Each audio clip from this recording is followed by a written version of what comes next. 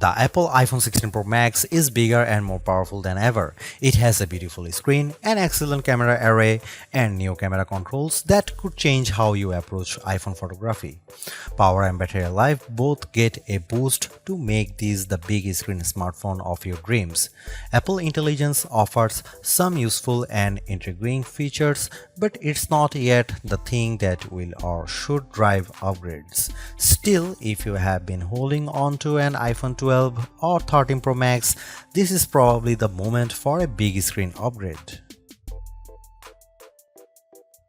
I get frustration from a certain perspective. The iPhone 16 Pro Max looks the same as the iPhone 15 Pro Max, but after spending a week or so with Apple's newest iOS phone, I can assure you that there are significant and noticeable differences, including some that will forever change the way you use an iPhone.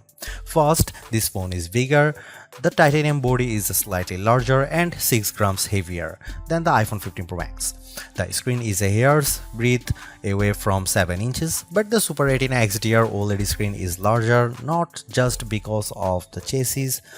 Apple slimmed down the bezels on the iPhone 16 Pro and Pro Max to give you a giant 6.9-inch canvas of bright, colorful pixels. The other major difference is a new button on the right side below the power or a sleep or Siri button. Apple would prefer that we do not call it a button, though it is in part one. You can press the recessed camera control button down and it moves, but it also has a haptic response that makes light presses feel like the button is moving. It even includes gesture recognition.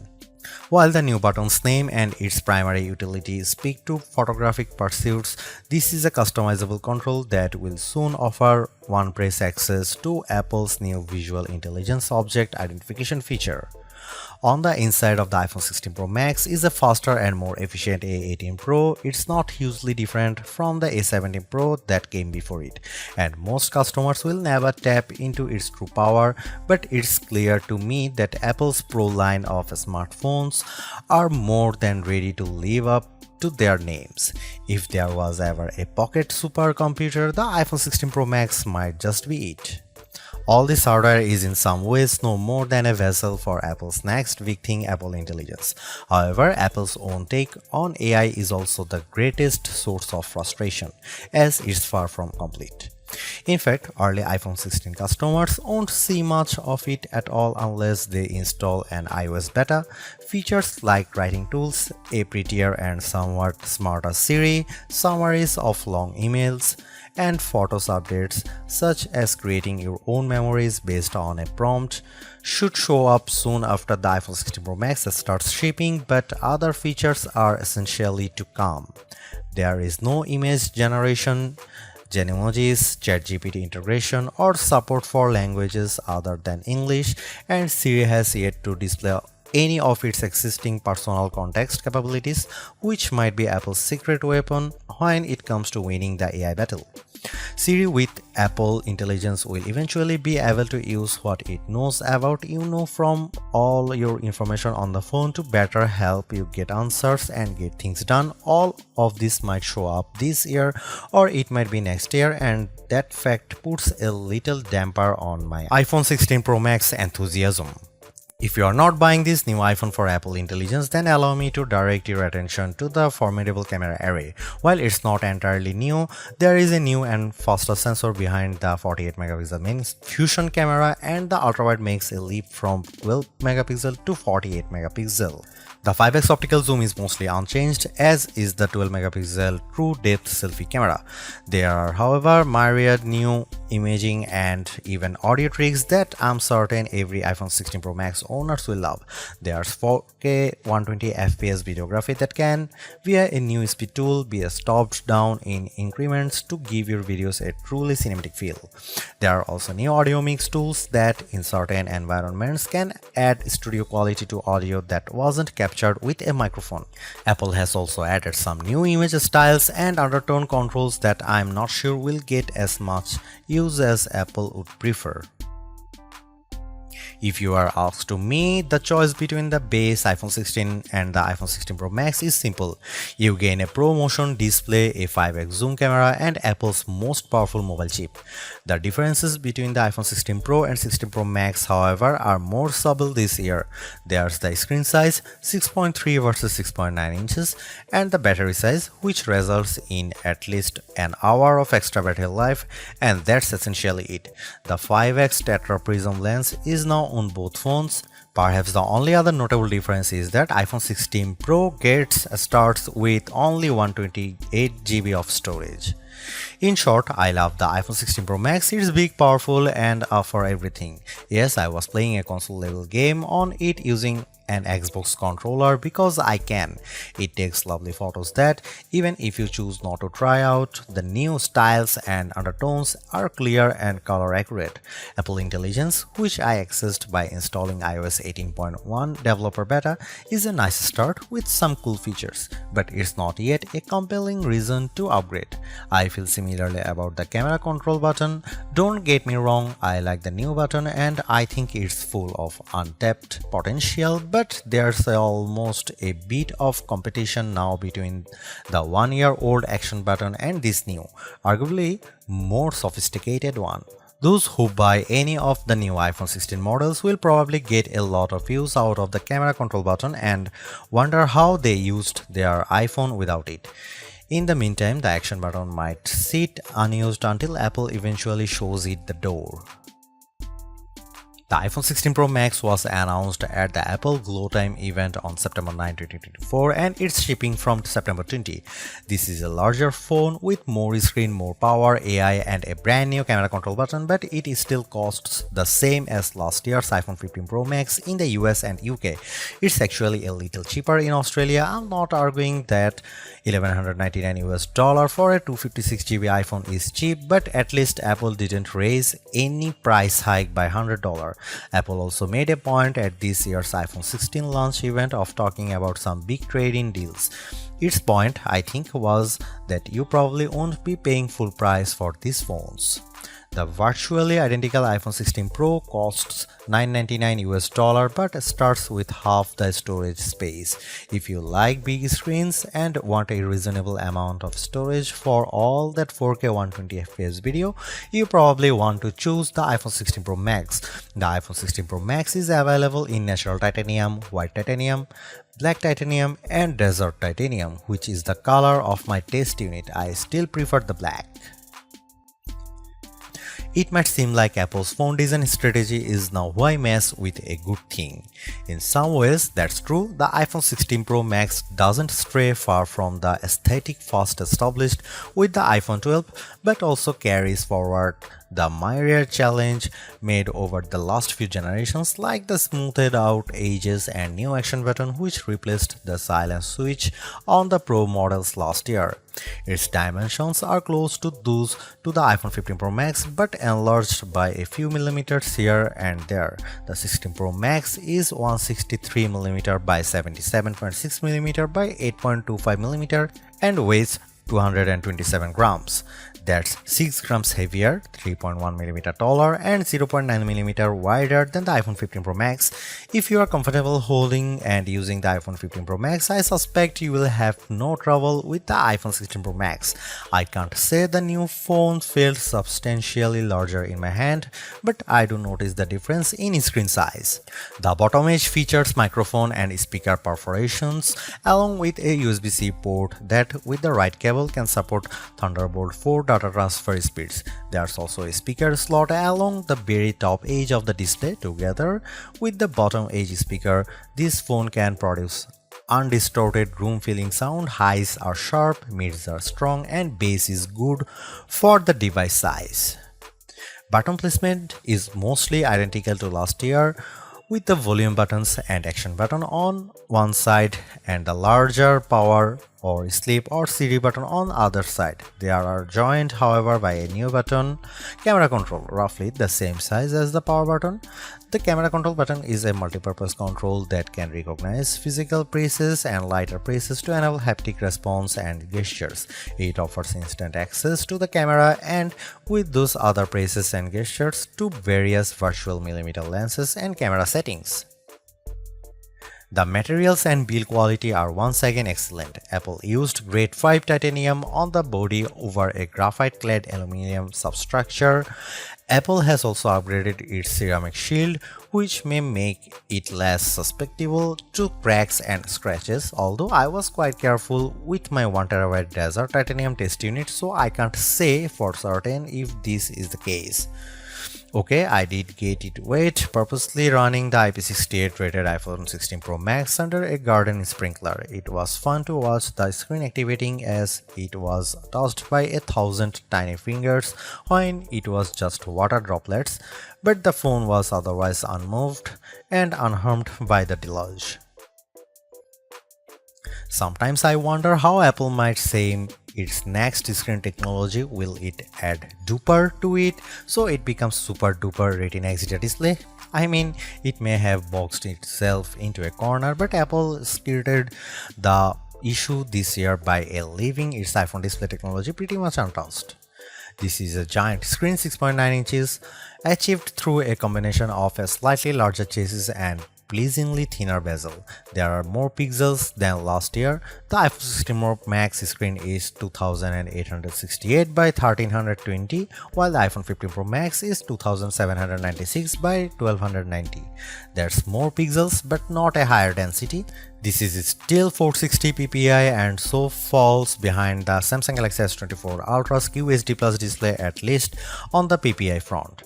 Apple also didn't mess with the dynamic island, which remains a useful and fungible information peel in the upper portion of the screen. It houses Face ID, depth sensors, and a 12-megapixel true depth camera. The camera takes excellent selfies and is my go-to for biometric unlocking. While the display's core specs haven't changed, they are worth noting. It's a wide color gamut screen that supports HDR True Tone always on display, means you can see a less saturated version of your lock screen without unlocking the phone, 2000 nits of peak brightness outdoors, and Pro Motion. Speaking of which, everything I did on the iPhone 16 Pro Max looked fantastic. I don't even notice the dynamic island when it's inside one of my games, and streaming videos via the likes of Netflix stands to crop out the cutout. I know everyone wants to talk about Apple Intelligence, but it's the changes to the core iOS 18 platform that will have the biggest impact on your iPhone 16 Pro Max day-to-day use. Photos, for instance, has gotten a huge overhaul, and one that I'm not entirely sure makes it better. It's the situation of who moved my cheese, as many of your core features may have shifted or been replaced. The Photos app now defaults to search and collections, which might throw people who are expecting to see their photo library. Still, if they get used to using search for some natural language queries that yield useful image results, they might be pleasantly surprised. The iOS interface is now more customizable, and if you want, you can leave spaces in your app grids. You still can't place an app icon in space that, say, straddles two spaces in the invisible grid, but I think people will appreciate this new level of flexibility. Apple seems a bit obsessed with summarization. Summaries exist in writing tools and in the new Safari, which has a slightly hidden highlights feature. Look for a tiny hamburger menu on the left side of the address bar. You can use that to turn it on, and it will take, for example, a lengthy New Yorker article about Ronald Reagan and condense the thousands of words into a paragraph summary. Impressive. So I worry that such a boil down might leave out important nonsense. There's even a new passwords app that consolidates and surfaces all the password feature Apple has previously hidden in features like keychain. Now you have an easy to access app to manage sometimes confusing password and security word. One of my favorite new iOS 18 features is Math Notes. Inside Notes, you can scribble any question, and when you put an equal sign at the end of it, Math Notes automatically solves it and writes the answer in what will look just like your own penmanship. It's a smart bit of machine learning. None of this is as sexy as Apple Intelligence, but this and the myriad of other changes coming with iOS 18 might be more readily practical than what you can currently do with Apple's AI efforts. Apple's 13-year-old digital assistant has burst out of its floating bubble, and now when you summon it, takes over the whole screen. I switched between calling Siri by name and using a long press on the power button to call it, and each time the entire screen was encased in a beautiful multicolor glow. The display almost appears to flash when you press that button, and when you make your request, the screen pulses in response. Siri really seems more alive than ever. This, too, might be the most exciting part of the update. Apple Intelligence features that give Siri access to information about you on the phone to make its responses more contextually relevant are not here yet, nor are app insights that might help dig into applications to enable features and actions. Instead, we get a Siri that is somewhat better at handling the ahs and ums that sometimes happens when you are trying to craft a Siri prompt. I found that Siri can understand some confused talk, although if you are nearly incoherent, Siri will be lost too. Siri did well on some question and was effective at opening the FaceTime camera when I said I wanted to take a selfie. It also did well when I asked how I could share my Wi-Fi password, returning a concise step-by-step guide. One other nice Siri update is the text to Siri. All it takes is 3 taps on the bottom of the screen to open a Siri window in which you can type in your prompt. It's a nice, discreet way of getting the answer or help you need. Writing tools, which you can find when you type text in notes, emails, or messages, offers to make your writing better in a variety of ways. I'm a confident writer and communicator in email and messaging, so AI assistance in these tasks doesn't appeal to me. There are 2 million who feel otherwise and may find these tools useful.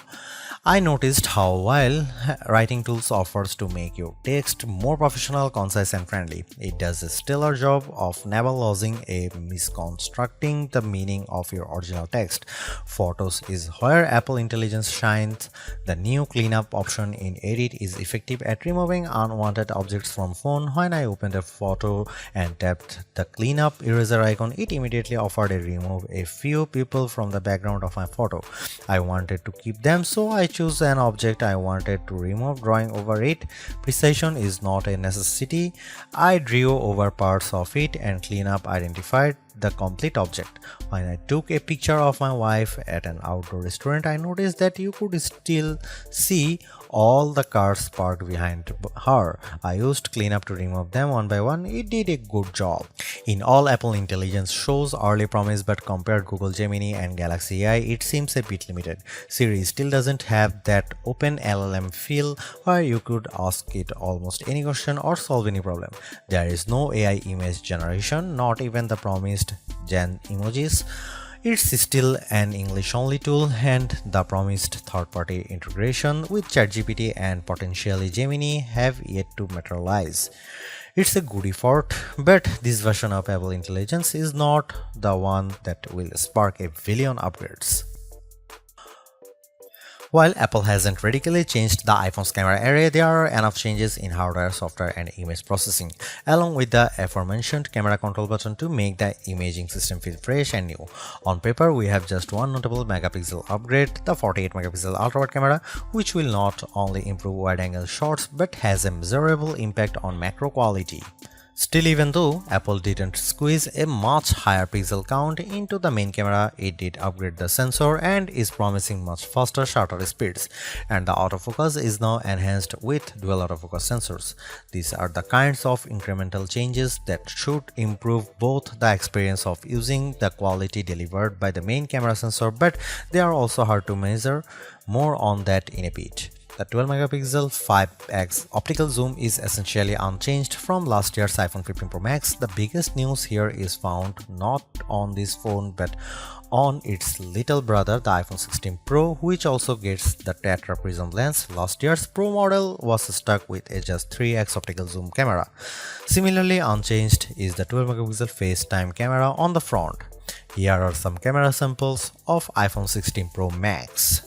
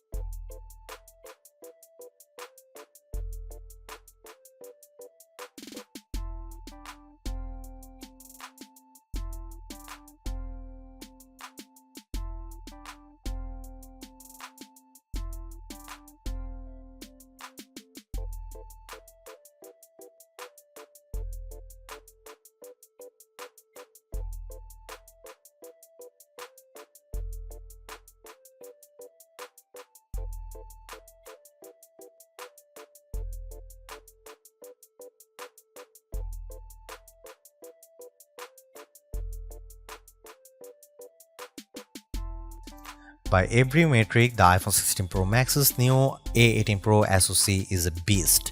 It outperforms the A17 Pro and Qualcomm's Snapdragon 8 Gen 3 in most benchmarks, while Apple isn't backing the CPU with as much memory as you might find in, for instance, a Google Pixel 9 or Samsung Galaxy S24 Ultra. The iPhone 16 Pro Max and its A18 Pro chip make good use of the 8GB it has. That the iPhone 16 Pro Max is essentially a mini computer in your pocket should surprise no one. Apple Silicon has provided ample power for everything from everyday productivity tasks to 4K video editing and AAA console gaming. The A18 Pro is no different, but in this case, we have an even larger canvas on which to enjoy its benefits. I'm not sure I could find a task this phone couldn't handle. If I have one criticism, it's that the phone does seem to get a bit warm during, for instance, gameplay and video editing in CapCut.